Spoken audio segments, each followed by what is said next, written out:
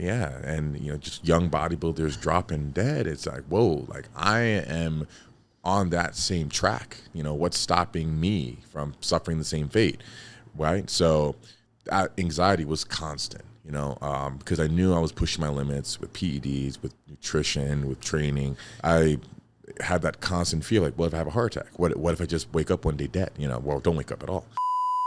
Dans un podcast publié sur YouTube récemment, Larry Wheels va nous révéler un effet indésirable des produits dopants et des anabolisants qu'il a consommés tout au long de sa carrière, qui est plutôt surprenant. Et on va en discuter aujourd'hui tous ensemble. Générique.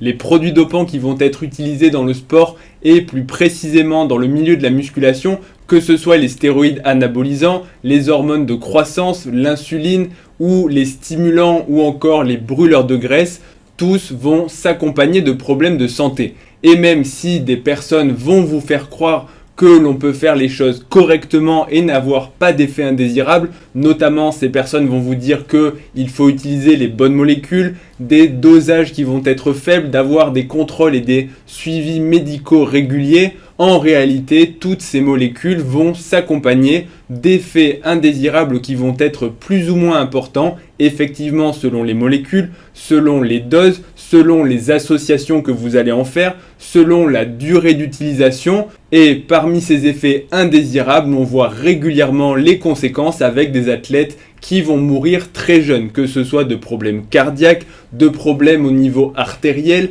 de problèmes au niveau du foie, ou encore même de façon anecdotique dans des situations, on va dire, psychiatriques avec des troubles du comportement. Donc les produits dopants ne sont pas des produits qui sont sûrs et même s'ils permettent d'augmenter la performance, ils s'accompagnent bien évidemment de risques. Mais jusque-là, je pense que la plupart des gens vont en être conscients. D'ailleurs, Larry va lui-même nous en parler. Despite the sides I was getting, like with the back knee and the mood swings and the night sweats and insomnia and cholesterol super high, like my lipids are just way off, like knowing everything is where it's not supposed to be in the danger zone, still doing what I was doing, this is killing me on the inside, but if I stop now, I'm not going to get where I need to be. Comme il le dit, sa consommation de produits dopants dans le cadre du powerlifting et de la musculation, du bodybuilding, s'est accompagnée d'effets secondaires qu'on pourrait, et je mets de très gros guillemets, qualifier de mineurs, de l'hypertension, du cholestérol. En soi, ce sont des maladies qui peuvent bien évidemment tuer et qui sont graves, mais elles n'entraînent pas, si elles sont prises en charge à temps et qu'elles sont contrôlées et surtout qu'on arrête les anabolisants, elles n'entraînent pas de conséquences, on va dire, immédiates et directes. Également de l'acné, là aussi c'est esthétique, mais personne n'est mort à ma connaissance d'acné. Et juste avant d'aborder l'effet indésirable qui est relativement méconnu, je ne peux pas m'empêcher que, indépendamment de tout ça, les produits dopants vous font rentrer dans un cercle vicieux. Et il le dit lui-même, il y a deux choses. La première, c'est que, comme il a dit, même si de base il a une très bonne génétique et probablement une prédisposition pour les sports de force, il se sent obligé d'augmenter les doses et de prendre des produits dopants pour être compétitif. Tout simplement parce que même avec la meilleure génétique du monde, vous ne pouvez pas rivaliser contre d'autres champions qui ont eux aussi une très bonne génétique, sinon ils ne seraient pas champions, et qui ont franchi le pas du dopage. Donc c'est un petit peu illusoire de se présenter à une compétition quand soi-même, en tout cas dans les sports de force et en musculation, quand soi-même on n'est pas dopé parce que on sait qu'on va perdre. Et comme il le dit, il voulait véritablement, bon je vais citer, exister parce que quand on est jeune, qu'on a des rêves plein la tête, on a envie forcément de développer son potentiel au maximum. Et le développer au maximum, ça veut souvent dire, quand on est un sportif, aller chercher les premières places du podium et donc affronter des personnes qui potentiellement vont avoir recours à ce genre de substances. Et il nous dit que il préférait à ce moment-là, lorsqu'il était vraiment déterminé à atteindre le sommet, et on peut dire que quelque part, même s'il n'a jamais fait de record du monde, le sommet, il l'a atteint, puisqu'il a atteint la popularité, c'est une figure respectée du milieu de la musculation, et quelque part, c'est un peu un accomplissement, puisque tout le monde connaît Larry pour sa performance. Donc, à cette époque-là, il était extrêmement déterminé, et il a dit « je n'avais pas peur de mourir ». But when I was chasing records, that's all I thought about was like, any day now. Like, any day is going to be my last day. Really? Yeah, I really did, and it just, I knew what I was doing, and I was prepared to die, doing what I love to do. And I thought that that's the mentality I need to have to get to where I want to be. I thought, if I'm going to be better than everyone else, I need to do what no one else is willing to do. Mais malgré tout, cela va s'accompagner, et il le dit dans le podcast, d'une anxiété permanente. À la fois, et c'est toute la dualité, c'est toute la schizophrénie de la prise de produits dopants chez certaines personnes, c'est à la fois de se dire tant pis si je meurs, je vais mourir avec mes convictions et dans ma recherche de la performance. Donc en gros, voilà, tant pis, je ferai tout, je vais aller au bout, mais en même temps, je suis conscient que ces produits sont dangereux, que j'utilise beaucoup de molécules avec de grosses doses, et donc que ça peut potentiellement me tuer. Like Ryan Benson, my coach, he had a heart attack a couple years ago, and he was getting scans done regularly for his heart. Regularly, he would go lay down on the bench and he'd get dizzy, and he went to his doctor and got his scans done, and they said, nothing's wrong, you're all good. Next thing you know, heart attack. Donc il va multiplier les examens médicaux, les prises de sang, les rendez-vous avec les médecins, les check-ups, les scanners, les échographies pour se rassurer quelque part que même s'il a un gros risque pour sa santé, il fait les choses correctement et que s'il lui arrive quelque chose, au pire, on pourra le prendre en charge. Donc ça, c'est ce que j'appelle la schizophrénie, parce que de mon expérience, j'ai vu deux types, on va les classifier comme ça, deux types d'utilisateurs de produits dopants. Le premier, c'est celui qui ne va faire aucune prise de sang, qui va s'injecter finalement à peu près n'importe quoi et qui va mettre des grosses œillères. En gros, ça passe ou ça casse, tant pis, je ne vérifie rien et moins j'en sais, mieux c'est. Et puis tant pis s'il m'arrive quelque chose, je le découvrirai au moment venu. Mais de toute façon, il ne m'arrivera rien parce que je refuse de le voir.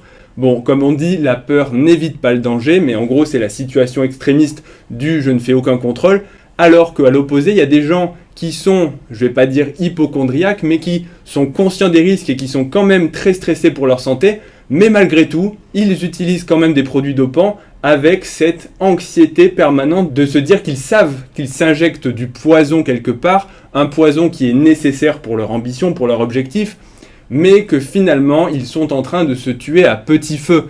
Et c'est quelque chose que je vois très souvent dans ma pratique. Non, heureusement, je le vois pas si souvent que ça. Mais maintenant, avec ma, entre guillemets, popularité sur les réseaux sociaux, je reçois de plus en plus de personnes qui me demandent des conseils sur les produits dopants, sur leurs maladies et donc parfois liées à l'utilisation de produits dopants. Donc en fait, j'ai un éventail de ce qui se passe en musculation, dans le bodybuilding et puis parfois dans d'autres sports qui est assez large et qui me donne une vision un peu plus insider, si je peux dire ça comme ça. En gros, c'est un peu comme si j'étais dedans, dans les coulisses de ce que les gens n'avouent pas en public.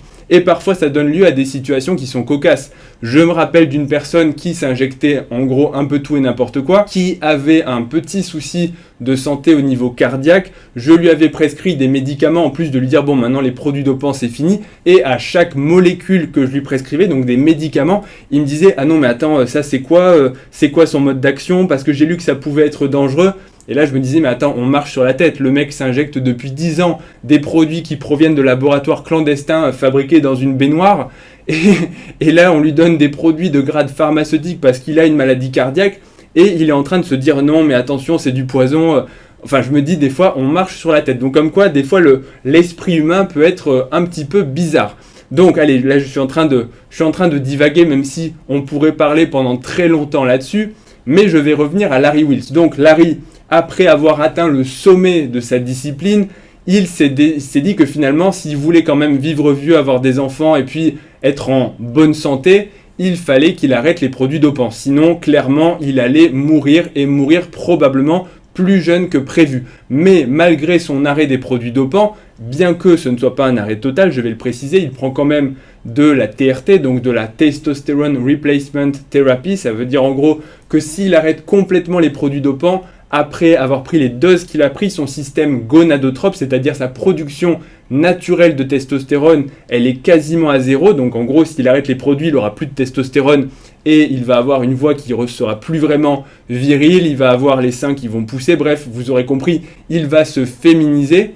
il a la nécessité pour avoir un taux résiduel de testostérone de prendre de la TRT. Donc en gros des injections de testostérone à des doses normales, physiologiques, qui n'ont rien à voir avec les doses qu'il utilisait avant, qui étaient beaucoup plus élevées.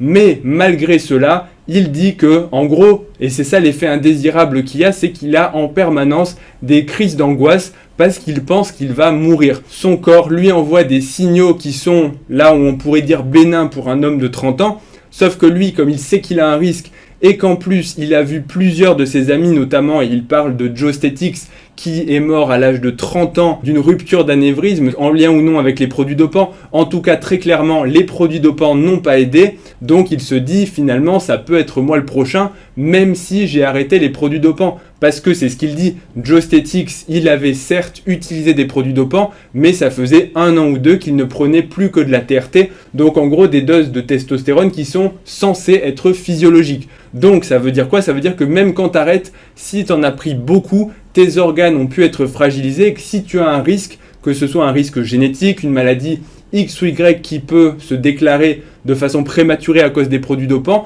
le risque 0 n'existe pas et ton risque ne s'annule pas. Bien sûr, ton risque diminue, mais tu as quand même ce petit surrisque. Et le problème, et c'est tout le problème des attaques de panique, c'est que le cerveau est extrêmement puissant pour reconstituer des scénarios et pour inventer des symptômes entre guillemets. Ça veut dire que si tu sens une petite sensation, si tu es en bonne santé, tu dis bon voilà, moi j'ai 30 ans, je suis en bonne forme, voilà, ça va passer. Sauf que Larry, il se dit quoi? Il se dit attends, j'ai une petite sensation, mais... Et donc ça commence à s'amplifier dans sa tête. D'un coup il se dit mais attends, je sens aussi des sensations bizarres dans le reste de mon corps, est-ce que je fais pas un AVC? Est-ce que je fais une crise cardiaque? Ça y est, je suis en train de mourir, je suis en train, comme Joe, de partir. Bref, vous aurez compris que c'est extrêmement invalidant dans la vie de tous les jours parce que finalement vous avez cette anxiété permanente. Donc votre vie devient difficile à vivre. Et ça, je pense que trop de personnes le négligent dans l'utilisation des produits dopants. C'est que si vous faites partie de la première catégorie de gens, en gros les gens qui, voilà, ils ont des œillères, ça passe ou ça casse, je vais pas dire ils s'en foutent de rien parce que des fois c'est un mécanisme de défense qui est très puissant. Le déni, c'est de se créer une barrière mentale où rien ne peut rentrer quand vraiment on est déterminé. C'est un mode de défense. Mais si votre barrière de protection n'est pas extrêmement forte et que vous êtes un petit peu sensible à justement cette sensation de vous dire attends, j'ai quand même fait des conneries, est-ce que je vais pas en payer le prix? Ça peut véritablement vous pourrir la vie. Donc soyez encore plus vigilants si vous avez ce genre de trait de personnalité. Bien sûr, il faut être suivi si vous consommez des produits dopants. Je ne dis absolument pas de mettre des œillères, c'est vraiment pas ça. Ne prenez pas de produits dopants, bien évidemment, c'est le but de toutes les vidéos que je fais sur cette chaîne, c'est de la prévention et de vous dire que le risque 0 n'existe pas et que toute molécule que vous injectez peut avoir un prix, encore plus quand ce sont des produits dopants qui sont hormonaux, puisque les systèmes hormonaux c'est extrêmement complexe et c'est quasiment impossible de n'en toucher qu'un seul sans avoir de répercussions sur la totalité du système. Voilà pour cette petite vidéo sur Larry Wheels et sur cet effet indésirable entre guillemets qui peut véritablement vous pourrir la vie. Donc j'espère que ça vous aura apporté un peu d'éclairage sur ce sujet et sur cette interview qui est intéressante. D'ailleurs, n'hésitez pas à aller la voir dans son intégralité pour ceux d'entre vous qui parlent anglais. Si la vidéo t'a plu, n'oublie pas un pouce bleu et un abonnement, ça soutient la chaîne et ça te permet de ne rien rater des prochaines vidéos. Retrouve-moi aussi sur Instagram et sur TikTok, ledoc.pm, et je te dis à bientôt pour la prochaine vidéo. Salut!